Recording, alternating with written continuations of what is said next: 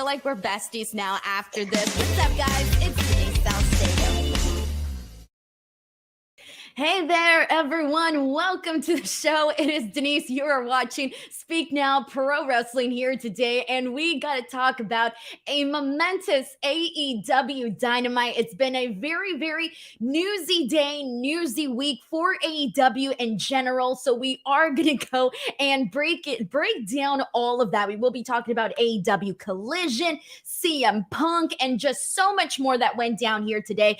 So there's going to be so much to get into. Also, just a heads up, this is legitimately a podcast party today. They always kind of are, but today's an extra one. Well, because in just a couple of hours, it will be my birthday. And since AEW is not tomorrow, but tonight, I figured today would be the birthday stream. Made sure to walk to the 99-cent store, get some balloons. And that's why I was late to the stream, because I taped the balloons to the actual like decor in the back, but then you couldn't see anything. So then I had to rip down the tape and tape them to the chair. And I had 2 seconds. And then it was like, okay, time to go live, time to do this show. So it legitimately is a podcast party here today, but we got so much AEW to get into. Before we do, just a heads up, if you guys want to help support this podcast, help support me here on the show, keep me funded. The way to do so is by sending in super chats. You do get your question, comment, or statement read here on the air if you do. And then even if you watch the show on a replay, you're always more than welcome to send in a super thanks, and you can find those in the comments, or not in the comments, like literally right below the video. There's a button somewhere where you can figure that out. So there you go. Let's get into today's show, everybody. We got our first super chat here from Tim Weininger, who's also a YouTube member. Thank you so much to Tim. It says, happy birthday, Denise. Thank you, Tim, getting us going. James Hammond with a sad message, because we lost superstar Billy Graham, and there was, we had already kind of known about this with the news and everything that had been put out there, but it's just it's really sad whenever you lose somebody that is.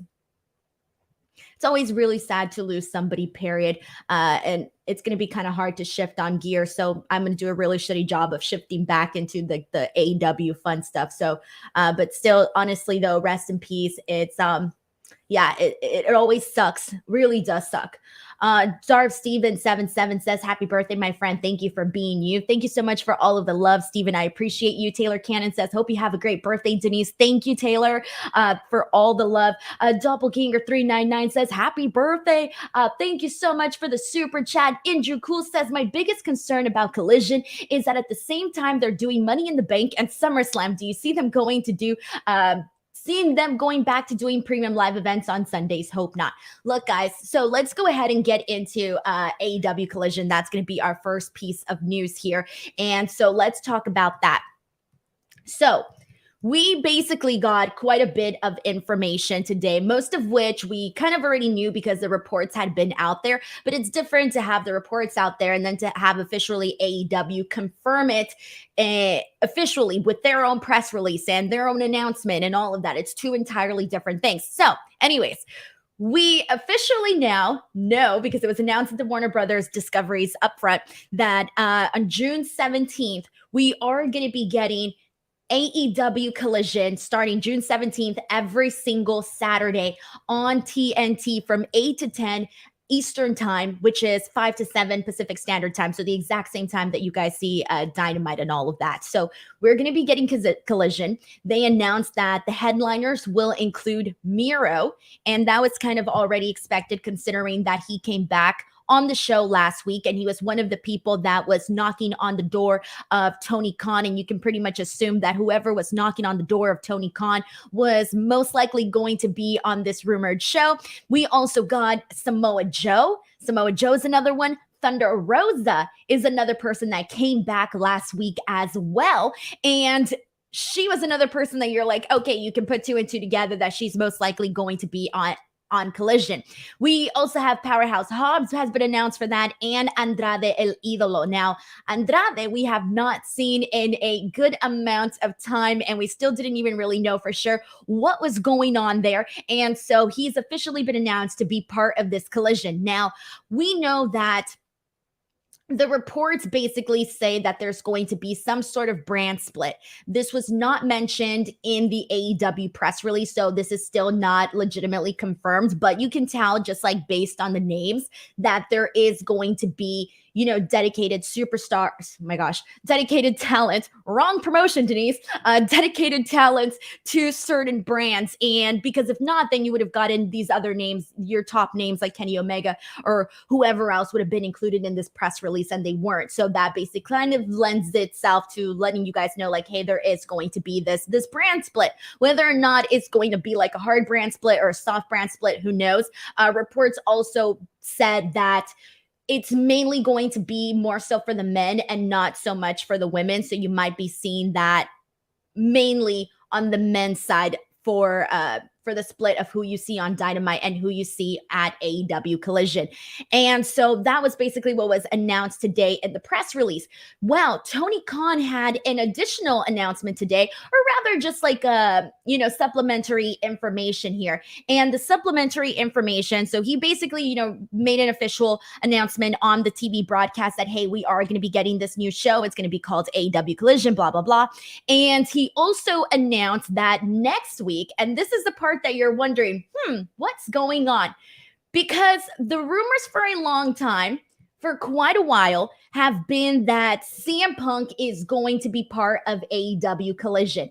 Then earlier today, there was a report put out by somebody, I think it was Comic Book. You can correct me if I'm wrong. I think it was Comic Book. And they basically said that they got a quote from an executive basically saying that from Warner Brothers that CM Punk was not going to be part of Collision. So a little bit of difference of, what had been reported versus what was reported here today. So we still don't entirely know for sure. Now, the other rumor is that we're going to be seeing the June 17th show at the United Center in Chicago. If that would have been announced today, everybody would have been like, oh yeah, CM Punk's coming. And we didn't. Instead, Tony Khan said that the location for the June 17th premiere of Collision is going to be announced next week instead. So it kind of does feel like, it's interesting that we didn't get the announcement today, because I felt like we could have, but we didn't. And of course, it lent a lot of people to go like, well, what is going on with CM Punk? Is there more to this story? There usually always is, right?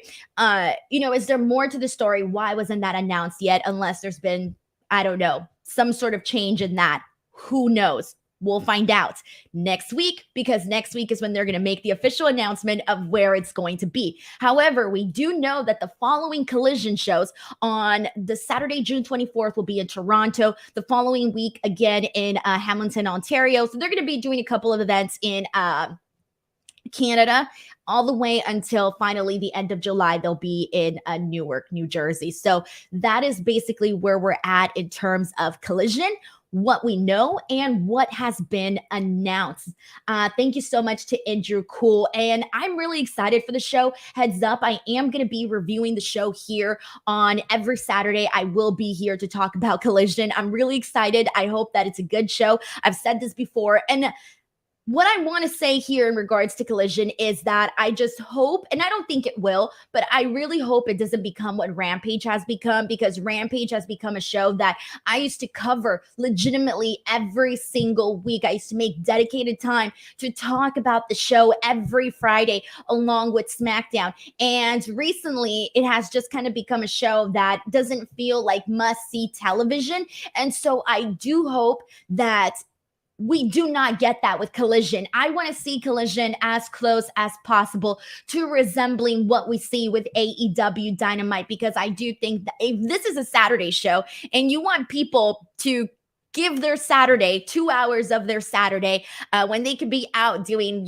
whatever else there is to do in your hometown, then you want to make sure that the show is good and that we're getting great stuff. And I do hope that we see CM Punk on Collision, because I don't mind seeing him, on Dynamite or Collision regardless, but I do want to see him in Collision, because I do think that you need somebody like a CM Punk on that brand to really just make it feel like must-see television. Like it is worth it for me to not go to freaking, I don't know, Disneyland for the weekend so that I can stay home and watch Collision. Also, I'm making it seem like I can actually afford to go to freaking Disneyland every Saturday. Are you kidding me? Disneyland is expensive. But that's the first thing that popped into my mind. Let's get in some more thoughts here. I want to hear what you guys think about everything that's going on in Collisions, with Collision and the announcements of that. So I'll get to that in a second. We got a super chat here from Brent M, who says, happy birthday, Denise. Tonight's show kind of felt like a filler, except for the last segment. Hopefully Rampage has good wrestling because that hot Austin crowd deserved a better. They were a pretty decent crowd, honestly, and they got some good stuff. We're going to talk about some of the good stuff that they got. Roberto Arsenalson's in a super chat saying, Feliz cumpleaños, no blood and guts at the pay-per-view. Why? I am not complaining at all about that, and I will tell you why once we get to the ending of the Dynamite show today. David Maleshevich says, the Elite Ensemble, happy birthday, Denise. 1990K sends in a super chat saying, happy 21st birthday. How excited are you now for Double or Nothing? Mike, I appreciate you saying 21st birthday because, boy, that was 10 years ago for me. Oh, God, now I want to cry. All right, 1990, I am very excited for Double or Nothing, especially because, and we'll dive more into this in a second, but because it is official, we are getting the Elite versus the Blackpool Combat Club in an Anarchy in the Arena match. And I was there for when we saw Blackpool Combat Club and Jericho Appreciation Society in the Anarchy in the Arena match. And I have said this on numerous podcasts, but that was possibly one of my favorite experiences in attending a live show. For those of you who were in the building for Anarchy in the Arena, you know exactly what I'm talking about. It felt like a concert/wrestling show. I really do hope that they do the music thing again because the music just added so much to it. It felt like you were watching something really special, but we'll talk more about that in just a second. Joe Bab 64 says, happy birthday, Denise. Thank you for all you do. Thank you so much to Joe. Matt Reichel sends in a super chat saying, happy birthday, Denise. Have the bestest birthday. Reggie Simmons sends in a very generous super chat saying, happy birthday. Here's to another trip around the sun. 554K says, hey, Denise, happy early B-Day. I hope your birthday is just as amazing, as beautiful you are. Mucho amor para ti y mi YouTuber favorita. I appreciate the love, man. Grapple Geekery sends in a super chat, also wishing a happy birthday and says, great episode of Dynamite. Can't wait to see Anarchy in the Arena with the BCC versus the Elite. Looking forward to Double or Nothing even more now. I do think that Double or Nothing for the most part, and we'll get into the card in a second, but for the most part, I thought, okay, we have like some decent matches that have been announced for Double or Nothing, but I don't necessarily think there was an actual match that I was like really crazy. Oh my God, I can't wait to see it. And this is it. This Anarchy in the Arena match is the match that if maybe you were on the fence about whether or not to spend the money to watch Double or Nothing, I think that this was definitely the match that may have turned some heads for sure. So we'll talk about more about what we can expect from Double or Nothing because there were some more matches that were announced. Nick Grosso sends in a very generous super chat saying, happy birthday to the hardest working woman in the IWC. Great to see Hangman Page back, and I'm really looking forward to the BCC versus the Elite at Double or Nothing. I think Takeshita cost the Elite the match and turn heel, then we get Ibushi is what Nick Grasso is predicting here. So, and here's the thing, like already everybody in the comments is already talking about this match because this is the match that I think is now making Double or Nothing worth even wanting to tune in if you weren't already crazy about what they already had. Uriel Londero sends in a super chat saying, Feliz cumpleaños. This was an all right episode. Can't wait for Collision, though. And your review shows. Also, Disneyland absolutely sucks with all the expenses. I feel so bad because anytime you go to Universal Studios or Disneyland, I mean, you can't just go and spend a nice little $50. Hell, you can't even go and spend a nice little $100, man. If you want to get tickets, food, and then you're walking around and you're smelling the snacks, and then you're gonna want to buy Mickey ears or something, you're looking at like hundreds of dollars, and that's like just you. I think about this, like I think about families. I think about this all the time. You know, parents that take their kids and, you know, little boy, little girl, whatever, wants something, and you're like, shit, gotta buy my kids something at Disneyland. There's another $50. Oh my God. Like, I stress out for that. I stress out for that because I think it's expensive just paying for myself. So now imagine like mom, dad, kids. Oh, it's just a lot. But Sheldon Jackson sends in a super chat saying, the Outcasts are so boring. If you ever look up copy and paste in wrestling, it's them. Interference, distract the referee, spray paint, and win. It's literally the same-ish, different week. Also, happy birthday, Denise. So I'm excited to talk about the Outcasts today because I legitimately enjoyed what they did. So let's get into the show, everybody. Let's go. We're going to kick things off with... Let's kick things off with Wardlow, because this was something that you guys know how I've been feeling so far about Wardlow as TNT champion. It was something that I was on the fence about having to see again. I was a little bit even more so on the fence when I saw that they did another, like, I'm going to steal a word from Sheldon Jackson here, another copy and paste when they had him do a basic squash where he just did his powerbomb symphony.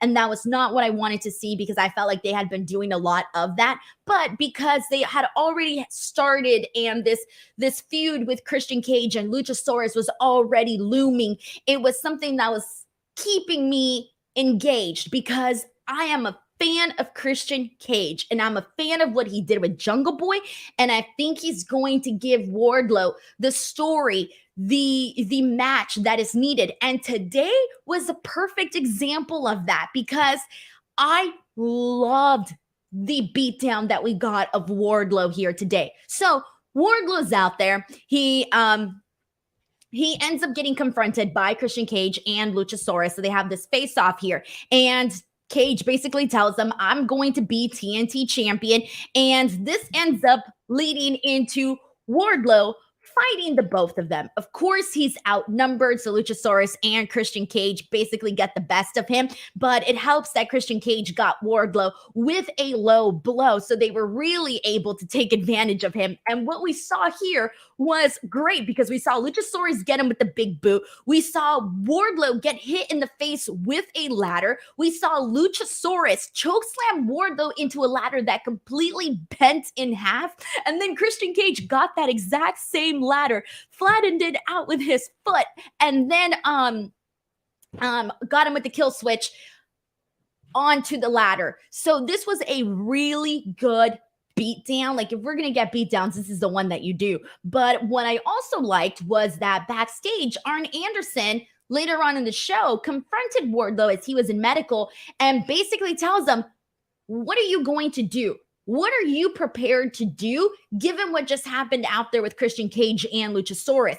And Wardlow issued a challenge, a ladder match for the TNT Championship, Wardlow versus Christian Cage at Double or Nothing. Now, unpopular opinion here, guys. Get ready for it. I mean, I don't know if it's an unpopular opinion, but whatever. I want to see Christian Cage win. I want to see Christian Cage screw Wardlow out of the TNT Championship. And the reason I say that is I think Christian Cage is a phenomenal heel. And the story that he did with Jungle Boy, we did see Jungle Boy get his happy ending, buries him alive, this and that. I want to see Christian Cage completely screw Wardlow out of this and just continue to level up as the heel that he is. And I have more interest right now, speaking right now, in seeing Christian Cage as the champ throwing it in his face than Wardlow right now just having the belt. I think that, I don't know. I know some people may be like, oh, well, I don't know if they want to see Christian Cage with the championship, but that's kind of what I'm feeling in regards to this. I really want to see Christian Cage as the champ. Let's see what you guys think here. We got a super chat from Infamous Raider Logo. Good to see you. Says, won't be able to join the stream catching up from DVR, but I had to tell you happy birthday. Hope you had a great and wonderful birthday weekend. Thank you so much for all that you do. Looking forward to seeing you hit more of your goals. Thank you so much. Tomorrow's the official day, and I'm taking the entire day off tomorrow. So no work. And then Friday, I'm having a party. So I'm excited for that as well. Thank you so much, Raider Loco, for the very kind comment here. All right. What? The chat is not disagreeing with me. Okay, this doesn't always happen. Okay, we are in agreement here. We got Andrew who says, no argument here. Marvin says, you're right. Sean Williams says, that's not an unpopular opinion. Christian is a champion. Wardlow isn't. Justin Martin says Christian Cage is one of the best at being a despicable human being heel. And that's the reason why we're rooting for him. Clearly, we root for despicable human beings over here on this podcast.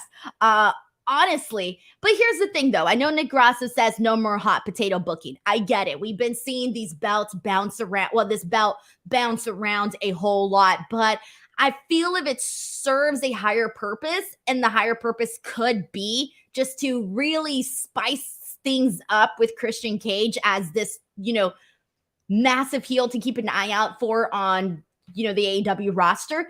I feel like they can definitely do it. However, I have a feeling that they're not going to do it, only because, like you mentioned, we have been seeing this title get bounced around, right? And Wardlow, we've talked about his momentum so many times here, where, he literally last year, we were just weeks away from Wardlow legitimately being at his peak of popularity.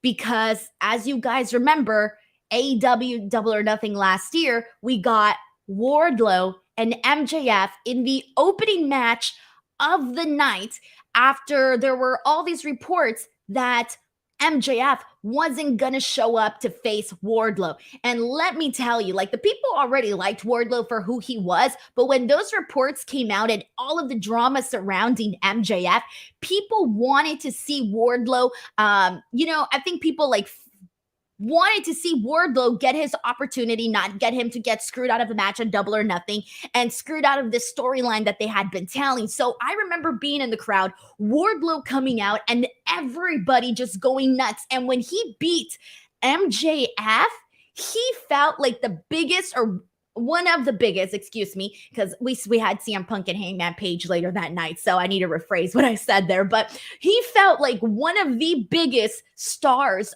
on the show after that beat down of MJF in the opening of the night, and also coming off of all of those, stories and everything. So going from where we were at last year, and then kind of how that quickly fizzled out, it's two totally different worlds right now for Wardlow from where he was at last year and where he's at this year. So that's why I'm thinking they might not take the belt off of him, because, they're going to want to maybe bring some of that back. Let's see what else we got here. We got William Pickham who says, I say that not only have Christian win the title, but then he makes a rule that people can only challenge him for the title after they defeat Luchasaurus, so it could be months in between defenses. And it would totally work to do something like that for him. And it would be different for the TNT Championship, because we do see the TNT Championship get defended a whole lot. But let's see what else we got here. Oh, man. I really thought that there was going to be more pushback with me saying that Christian Cage should be champ, but there clearly is not. All right, let's continue on from here. Really quickly, Lee Moriarty and Big Bill versus Darby Allin and Orange Cassidy. The things I want to most say about this is that Darby Allin and Orange Cassidy need to be a team more often. And the other thing is, I want to see more of Lee Moriarty in singles matches, because Lee Moriarty is the guy that is good, but I feel like sometimes we forget, because for the most part, I feel like he should be in these bigger type matches. Maybe it's not his time right now, and that's perfectly fine, but he always does a tremendous job. And I feel like this was two things that I took away. The Darby Allin and Orange Cassidy having to be a team, and wanting to see more of Lee Moriarty highlighted more so as a singles person on the show. But this was perfectly fine. This was a good one. But we need to talk about what is going down at Double or Nothing for Orange Cassidy. So we had this really hilarious backstage segment with Orange Cassidy and Renee Paquette. And so they had two segments. One, Orange Cassidy basically says that he's issuing a challenge to whoever to face him for his international championship. Later on, we follow up, and he gets word from Renee. She says that apparently there were 20 wrestlers that went to Tony Khan's office and wanted to challenge for the championship belt. And so Orange Cassidy's like, okay, well, I'll just face all of them. So it'll be 20. Oh, and me. So 20 plus 1, 21. Let's just call it a blackjack battle royal. And then he goes, oh, wait, unless you want to be in it too, Renee. And Renee's like, nah, I'm good. You had to watch it. I didn't do a good job of retelling that because that was really funny. This was hilarious. I thought this was a good way to get this title contended for Double or Nothing, Blackjack Battle Royal. I love it. Makes sense for Las Vegas. Makes sense for Double or Nothing. All of it fits in very nicely. I'm curious to see who the 20 guys in it are going to be because there's still a lot of guys that don't have a match at Double or Nothing. So I feel like there should be some interesting names that we might be seeing in that Battle Royal. I don't know. That's what I'm feeling right now, but I'm looking forward to this one. I think this one's going to be a good one. And Sam Fine says, when Orange Cassidy asked if Renee wanted to be in it, I howled. It was so funny. Steven says, Renee versus Orange Cassidy, let's book it. No, we need to book Renee versus MJF after he smacks that microphone away from her. She needs to kick his butt, get some revenge, man. All right, moving on. We ended up getting, this was interesting, guys, because I'm really I wish they would have picked a lane for Sammy Guevara and stuck with it. They have been going back and forth with Sammy as a heel, Sammy as a babyface, Sammy's just he's just falling and being fooled by MJF. And it kind of really irritated me going into the story, how much back and forth they've gone with Sammy in terms of who he's supposed to be in this entire thing. Like, when you go into this Four Pillars match, you know exactly what MJF is. You know exactly what Darby is. You know exactly what Jungle Boy is. I'm not so sure that I really know what Sammy Guevara is supposed to be anymore because every time I think I figured it out, they change it the following week. When this whole thing first started, Sammy was, being part of the Jericho Appreciation Society, he's a heel. But in that first promo that they did, all four guys, he was coming off as a babyface. And maybe that's because they were all making, legitimate points as to why they should be facing MJF, possibly.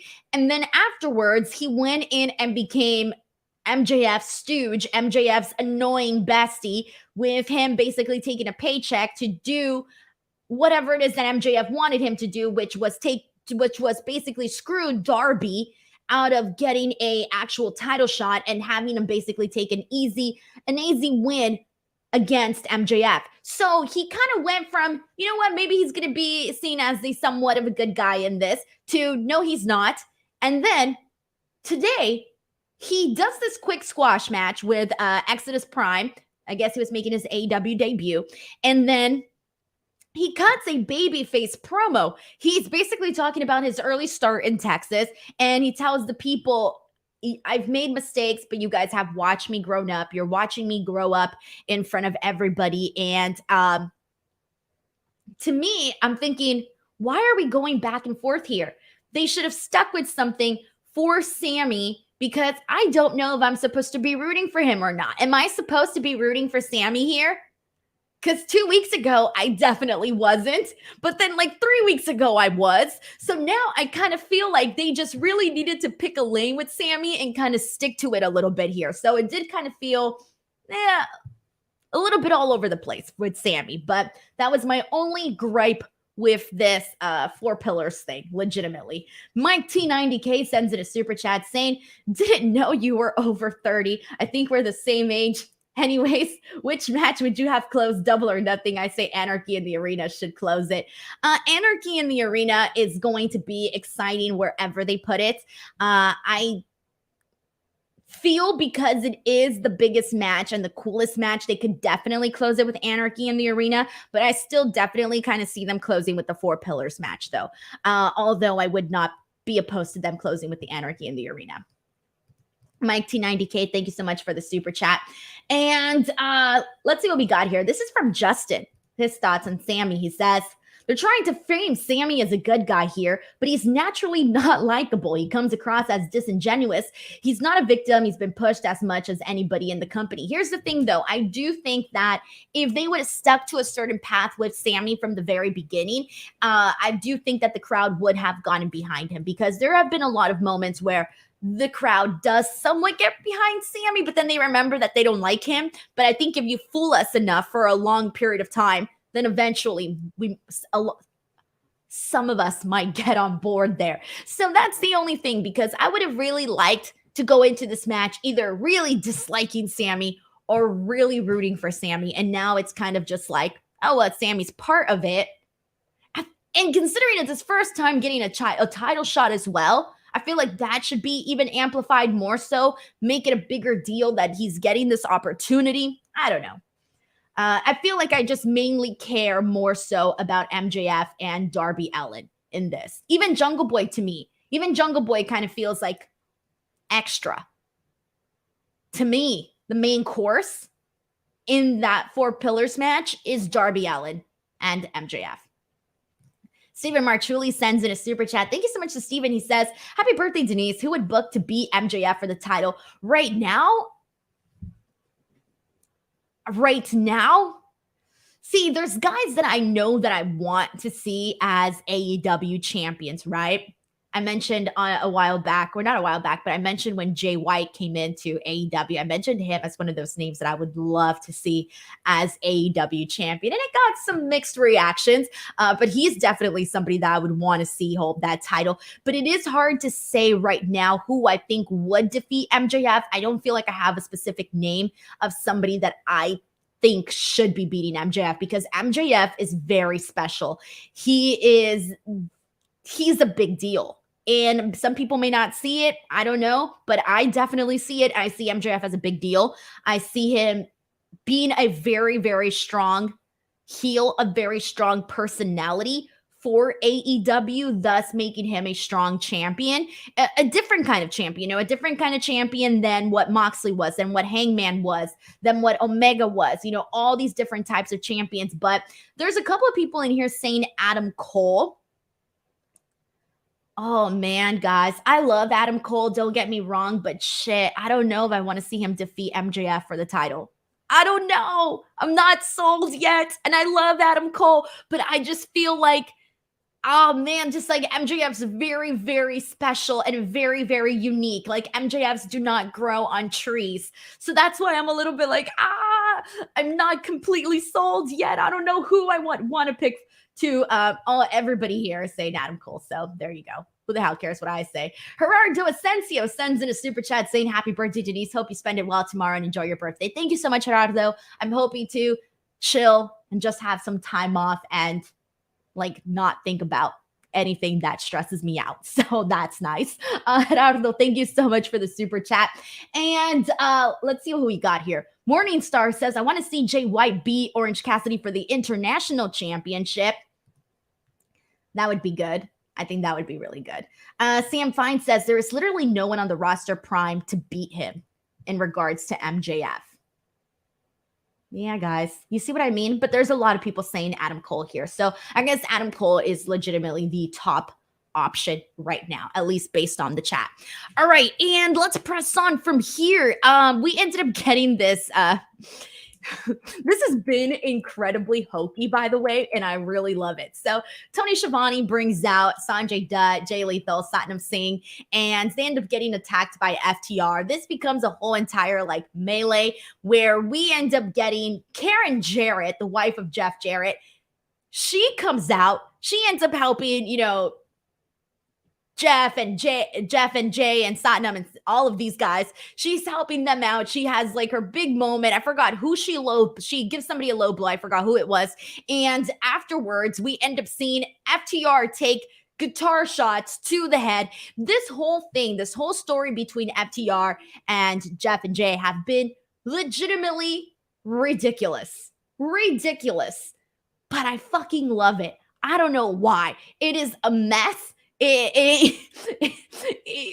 but they were kind of keeping it entertaining. From, I think it was last week or the week before, when they did that whole vignette where they went to Mark Briscoe's farm and they did the whole thing with their overalls and the baby and all of that. It was very funny. And then even today, the way that they set this all up, the way that they brought in Karen, I think all of this just kind of made things feel a little bit goofy. So it was fine. I know some people hated this. I saw the comments. People were like, no, it's reminding us of TNA. And I knew people were going to say that, because I felt the same way. I felt that it reminded me so much of, the TNA days. And that's exactly what I felt too. But even so, I didn't hate it though. I didn't hate it. Thank you so much to Tim. It was Cash Wheeler who got the low blow. Thank you very much. You know what I thought was going to happen, because they were all sort of like lined up? I thought it was going to be like a domino effect where it's like guy gets low blow, the other guy gets, wouldn't have made any sense whatsoever, but I was expecting some sort of like domino effect there, but it didn't happen. So there you go. All right, let's get into the women. We saw Ruby Soho and Toni Storm versus Hikaru Shida and Britt Baker. The team of Hikaru Shida and Britt Baker, love to see them team up given their history, so that was interesting. But the star of this was Hikaru Shida. She went in there. She did not come to play no games with nobody. She came in there and livened up this match so much. This was a decent match, but Hikaru Shida took it to the next level. She goes in there, and there was a one point where she gets Ruby with these rapid forearm shots straight to the face of Ruby Soho, and she is just freaking going to town on Ruby's face. Then when you think she's done, she comes back with an additional final blow. She keeps it going. She does a crossbody. She does a Falcon Arrow. She does a Meteora. This whole match was Shida. Now, I know earlier Shelton Jackson was saying that he did not like that everything sort of copy and paste with the Outcast. However, I didn't feel that this one was too copy and paste. I felt like the previous weeks, that was my big argument, was that, yeah, we're seeing the exact same thing over and over. However, this I liked, even though we saw Saraya distract the referee, and so Toni uses the spray paint on Britt Baker, and that's how they're able to get the win and screw them out of the victory here. I liked this though, because if they're going to do the spray paint thing, at least have it serve some sort of purpose. And at least here it ended up costing them the match, whereas before it was always a thing that you saw afterwards. And so I kind of felt like the way that they laid things out with this really good match, and then the heels basically screwing them out of a victory here, I thought this was really good. So I was a fan of what they did here. I've been a fan of what they've been doing with them now the last 3 weeks. From the attack that they did on Britt Baker when the Jericho Appreciation Society was out there and they were making Adam Cole watch, from that moment to the Shida swerve on top of the swerve that they did, and then this here today, those have been the 3 things that I have liked in this story. Also, another match has been made for Double or Nothing. We are going to be seeing Jamie Hayter versus Toni Storm. Toni Storm issued the challenge here today. This one's interesting too, because Jamie Hayter took the belt from Toni Storm. So now getting to see them go back and redo this one again. I think this one's going to be a fun one. Jamie Hayter right now is out, and she wasn't at the show today. She's not cleared to wrestle. Excuse me. Let me rephrase that. She was not cleared to wrestle. So getting to see that match made, I think it's an okay one. I think I did definitely want to see some new matches for Jamie Hayter, especially heading into Double or Nothing. But I'm actually looking forward to this though, because I do think that they have some good stuff that can be done there. So I didn't hate that at all either. Let's see what we got here. We got some predictions and some comments also. And Mike T90 actually thought that they were expecting to see Jericho and Saraya versus Adam Cole and Britt Baker based on that segment a few weeks ago. I get it, but I think you couldn't. The other women are just part of this too, so you wouldn't want to leave them out. It all made sense to their story to keep some of them, involved there. But I guess now we are getting that singles match, so they're still going to be, just on the outside. I don't think they've been banned or anything. They might be, but I don't think they are. AFC and TP says gonna miss the whole whistle thing from Shida's OG theme. Can't lie. I didn't notice that actually. And then we got a super chat here from Sheldon Jackson who says, wanted to get your thoughts on Collision because I'm curious to see how they'll do once college football and when the NBA, NHL, and NCAA playoffs begin. So now that I recall, I didn't answer a question from earlier, which was somebody also bringing up the WWE pay-per-views. When it comes to, look, we see sports impact wrestling schedules and wrestling all the time. And so I think regardless whether you're watching, football or hockey or whatever it is that your go-to is, chances are you're going to put that above wrestling because you can always like DVR it and watch it afterwards versus you don't want to watch sports like recorded afterwards. You want to watch sports live. So I do think it's totally different. And when it comes to the WWE premium live events, I do think that those are, it's going to depend on who the viewer is and what they prefer to watch. But I know for me, the days that we do have the premium live events and Collision, I'm going to watch the premium live events because those are just going to mean, a lot more. So I will be skipping the Collision shows whenever there is a WWE premium live event. And so I think everyone's just going to be making decisions. And, it happens, guys. It freaking happens. I mean, look at Impact. When they were doing their shows on Saturdays, I was having a great time covering their shows on Saturdays, their pay-per-views. Then they switched to Fridays, and I'm like, damn, I'm sorry, I can't. I'm watching Smackdown.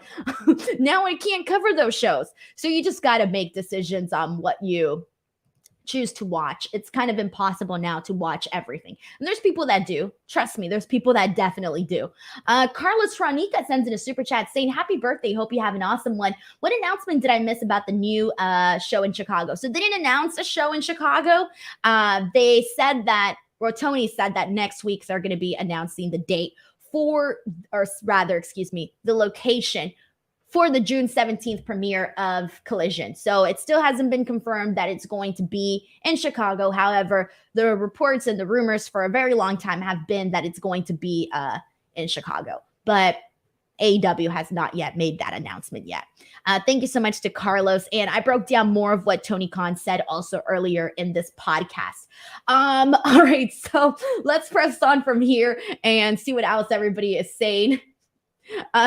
Zeno Hour, killing me here, says, yeah, no NWA reviews. Denise shaking my head, JK. I nearly died one day, guys. I'm going to be straight fucking forward right now. I was so... And I know some of you guys are going to do this now to me just to troll me. And it's fine if you do it just to troll me. But let me tell you something. I don't remember when it was. God, it was a couple, like maybe a year ago or several months ago, whatever. I don't know what the hell I was doing, but I was doing something else. Some other random thing in my life. I don't remember what the hell it was. And I was having a great fucking time. I was having a great day. And I think I shared a picture and I'm like, oh my God, I'm having so much fun doing this, whatever the hell I was doing. And I'm scrolling through the comments and someone's like, wow, you're not watching NWA? And they went off about how like I wasn't watching the NWA. And I'm sitting there thinking, what? And this person was being serious. Like they were being legit. Like legit. And I'm sitting there going, bro, I watch this, and that every single damn doing something. I'm watching something. I work from morning till night, okay? And I have one day off and somebody tells me I'm not watching the NWA. I nearly lost it that day. It would have been totally different if they were like, hey, Denise, how come you're not watching, I don't know, AEW All Out? That I would have understood. Or, hey, Denise, why aren't you watching Backlash? I don't know anything. And I was reading that comment and I was just like, come on now, don't do this to me. But anyways, if you guys want to do that to troll, I don't care. But that was the first time it happened and I nearly lost it. But whatever, it happens. All right. Let's press on from this. I was not expecting to freaking go into that right now, but hey, let's see what else we got here. What haven't I talked about on the show? We got so much more to get into. All right. One of my favorite things of this night. Ooh, I love this. This is good. But first, let's get the super chat in from Gotham Guy who says, I, for one, am so glad for this rematch. Hater beat Storm to win the title. Sorry, let me read this again. Gotham Guy says, I, for one, am so glad for this rematch. Hayter beat Toni Storm for the title with a little help from Britt and Rebel, and Storm called that out on Road to Texas promo yesterday, so her challenge is valid. Thank you so much for reminding me of that, because that is true, and I had forgotten about that. So thank you so much for bringing this up. And I also feel like you can also touch on the fact that the second that Jamie Hayter won the championship, all of a sudden it was not the interim championship anymore. But when Toni Storm had it, it was still the interim championship. And I know they think it was Saraya, or it might have been Ruby. I think it was Ruby when she joined up with the Outcasts. I think she was the one who made a mention of this during her promo, and it's true. So I think that should also be included in there. Gotham God, thank you so much for the super chat. I appreciate it. All right, guys. And let's get into a match that I legitimately really enjoyed here today. One of my favorite things is when they kind of break outside the molds and do something that we don't often get to see on shows. And I like new scenarios. Alexis P in the comments killing me here. All right. So I like things that we haven't seen or don't get to see very often. And anytime we get these new places, these new environments, I think it just livens up the show a little bit more, right? It changes things. And we got Chris Jericho versus Roderick Strong in a Falls Count Anywhere match. And if you did not watch Dynamite today, please go out of your way to watch this match, because this was a whole lot of fun. This was one of those matches that, like, I don't care how old you are, 10 years old, 20 years old, 50, 60, whatever age you are, this is always going to be something that is fun, because you never know what's going to happen, what silly things they're going to do. And so they end up fighting into the crowd. They make their way all the way up into the concessions. They have all the people out there. Everybody's going crazy. They're in the hallways. There's a spot where Jericho puts Roderick Strong through a table. There's, they mess with, I forget what the name of that food thing was. I think it was an ice cream or a frozen yogurt or a pie or something with whipped cream. Whatever. There's food involved. Roderick Strong at one point even gets a hand sanitizer, puts hand sanitizer in his hands because he sees it there. There's a moment where they go into the area where all of the stairs are at. And so there's the camera shot. Jericho is kind of thrown over the railing, and you couldn't tell that there was a platform underneath. It legitimately looked like Chris Jericho was about to freaking fall like all these floors down. But then you realize that there was a platform there. You just couldn't really tell because of the camera angle, and also the platform was the exact same color as the wall. So the viewer, you're going, oh shit, Chris Jericho's about to fall all these floors down, not realizing that there's a platform. And I thought it was funny too, because commentary made the same mistakes, and that was pretty hilarious. But they fight there. They then continue to fight in all these different spots there. It was really good. There was a moment where Jericho gets the sanction, runs Roderick Strong into a wall with it, then smacks him in the back with it. The crowd is like, Y2J, Y2J. Jericho turns around, flips him off.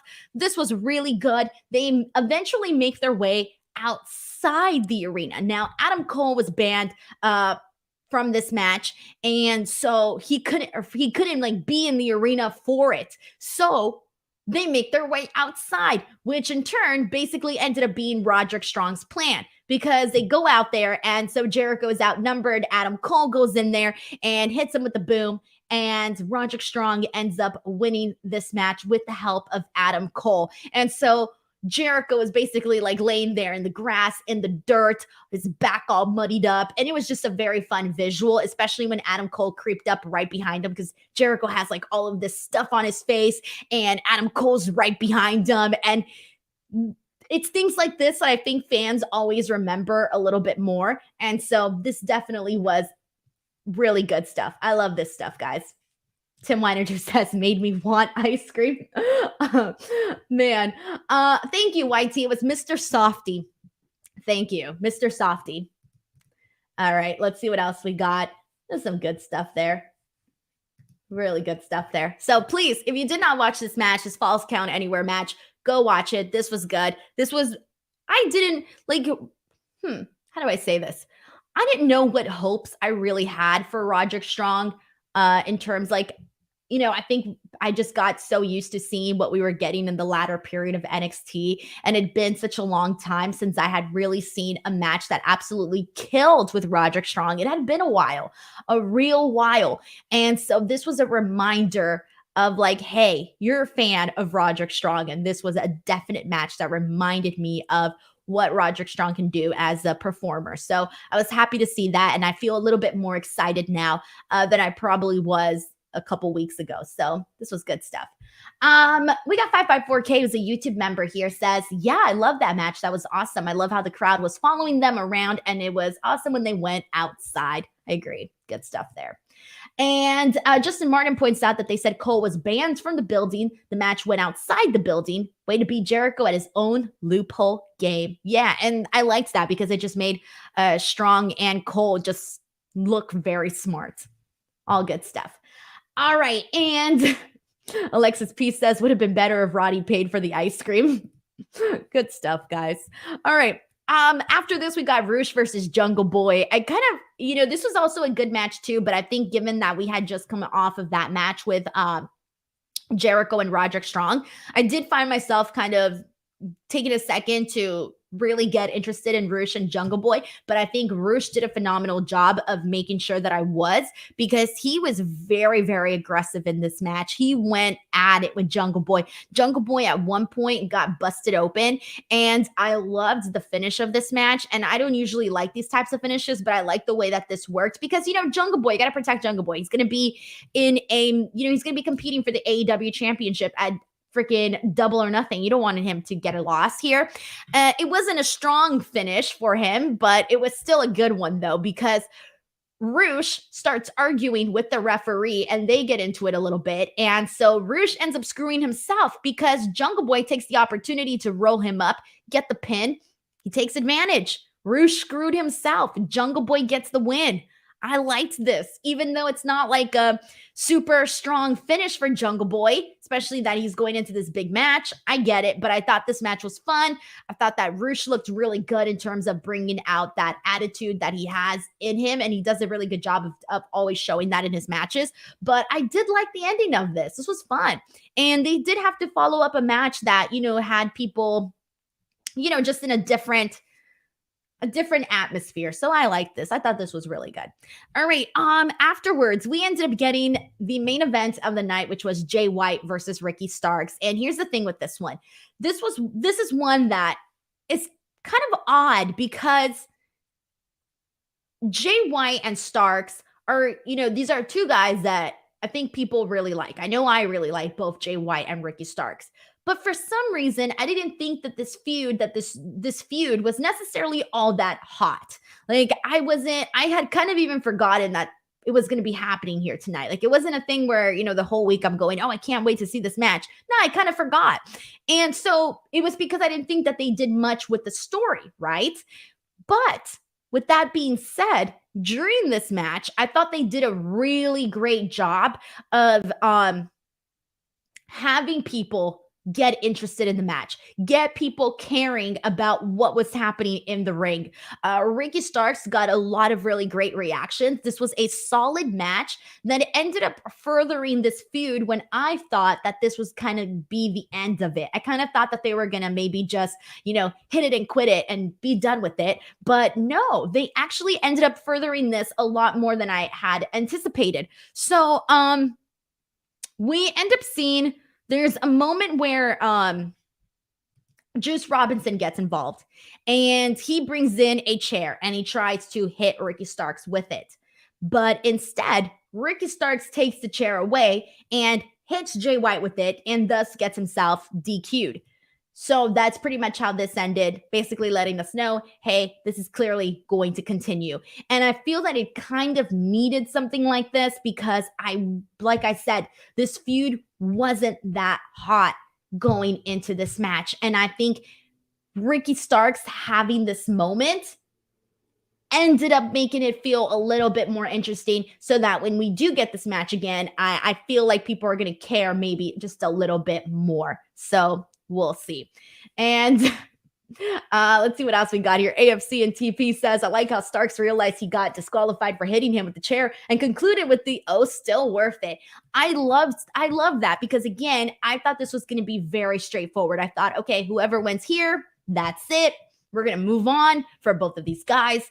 And they're not. They're going to continue this. And I think that they have a real opportunity to make the story a whole lot better because I said this in the beginning when this whole thing first started, but Jay White and Ricky Starks can both very much benefit from this because, well, this is Jay White's first story in AEW.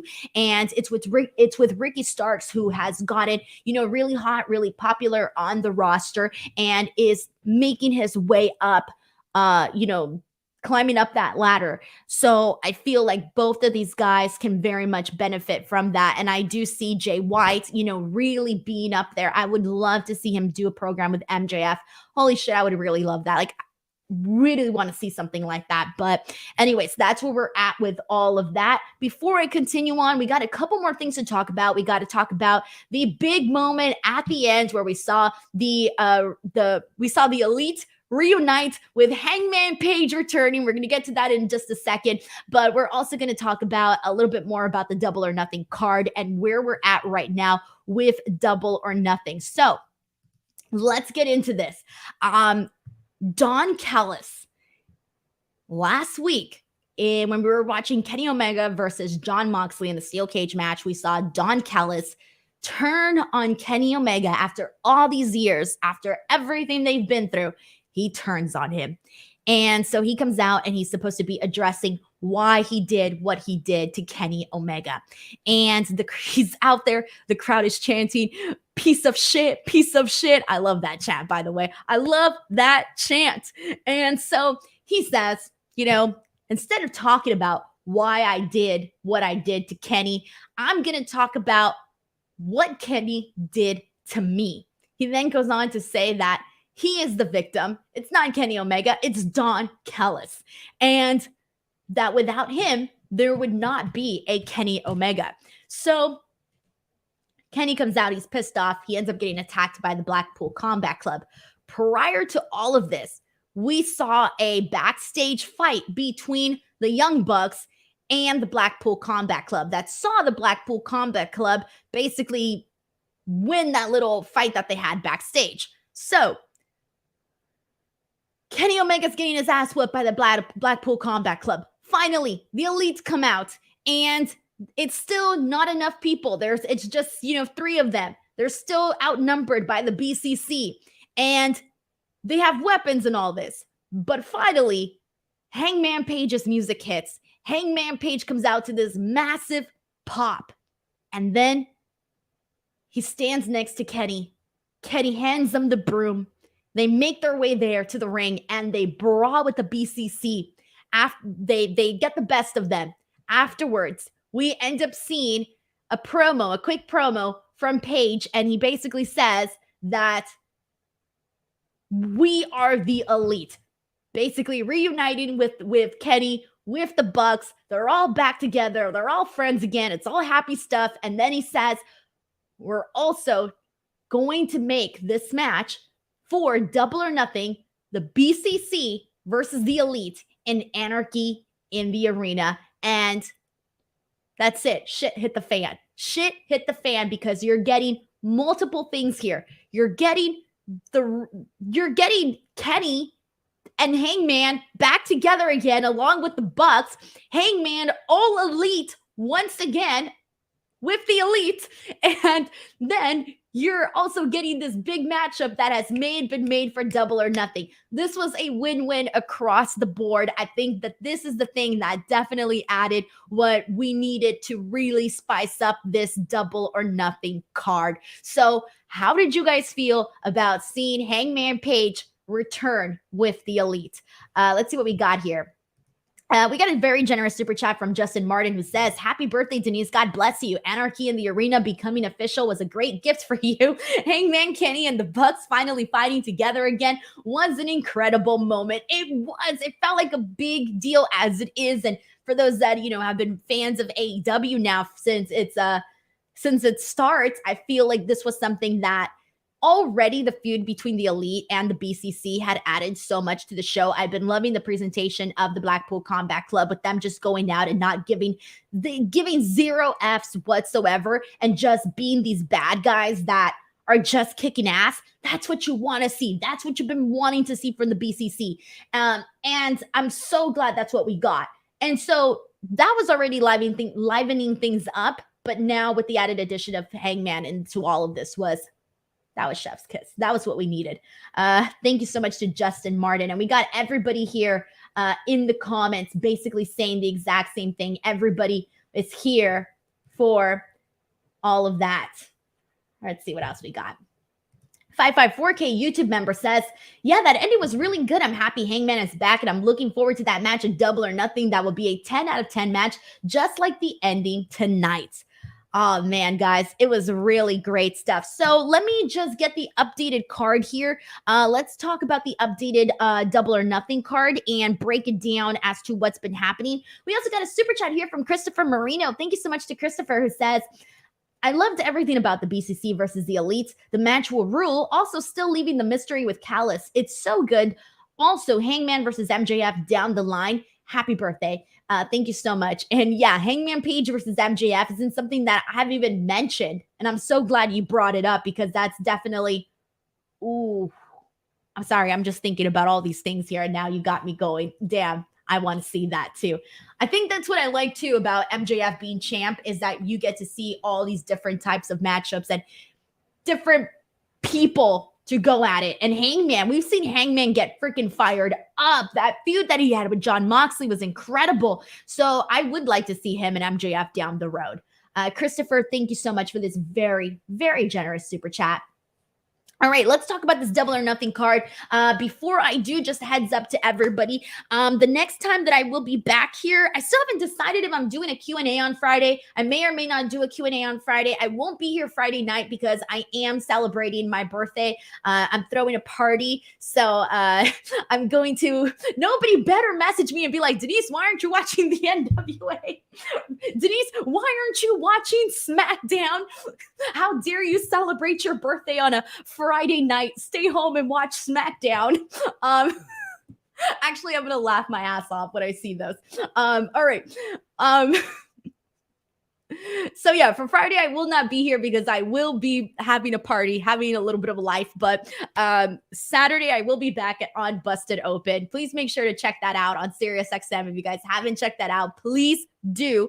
And then also New Japan Resurgence is happening this week. I will be at the event. I will also be at the press conference. I'll be posting whatever footage I can from that here on the YouTube channel. And then next week is Double or Nothing week. So next week I do have plans to be on here to talk about NXT. I will be here to talk about AEW. I will also be doing a Double or Nothing prediction show. So that should be fun as well.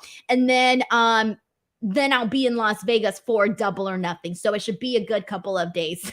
I love it. Justin Martin says, how dare you not watch NXT Level Up? Alexis P, why aren't you watching XPW? Richard Martinez, why aren't you watching MLW? I'm dying. Okay. So let's get into this Double or Nothing card here and what we've got so far. We got, of course, the Anarchy in the Arena match, which is really the match now.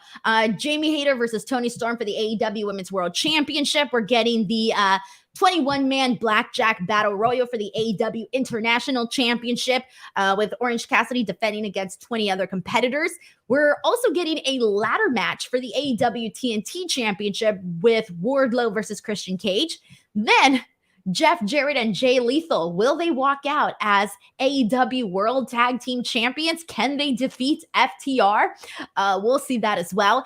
And then the Pillars 4-way match with MJF defending his title against Sammy, Jungle Boy, and Darby. So right now, Anarchy in the Arena is the main match I'm looking forward to. The second one that I'm most looking forward to is that ladder match with Wardlow and Christian Cage. I think that one's going to be really good. So I'm really looking forward to that. And usually we know these pay-per-views tend to have like 13 matches or way more than 6. So I'm still expecting several more matches to be announced unless they suddenly magically do a much shorter pay-per-view. We'll see. Alrighty, everyone.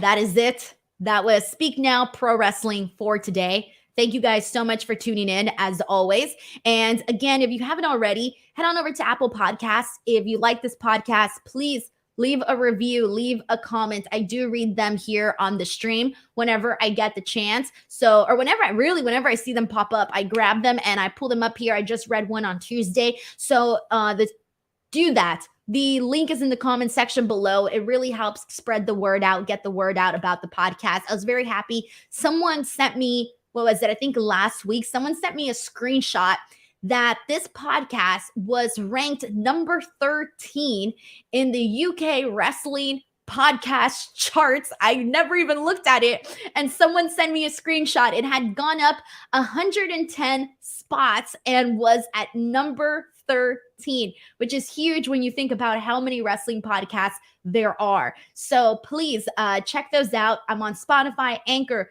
Google Podcast, all of the podcast servers. So there you go, everyone. Thank you so much. And I will see you guys on Busted Open on Saturday on SiriusXM. Please do not forget to subscribe to the channel. Have a great week, everybody. Bye.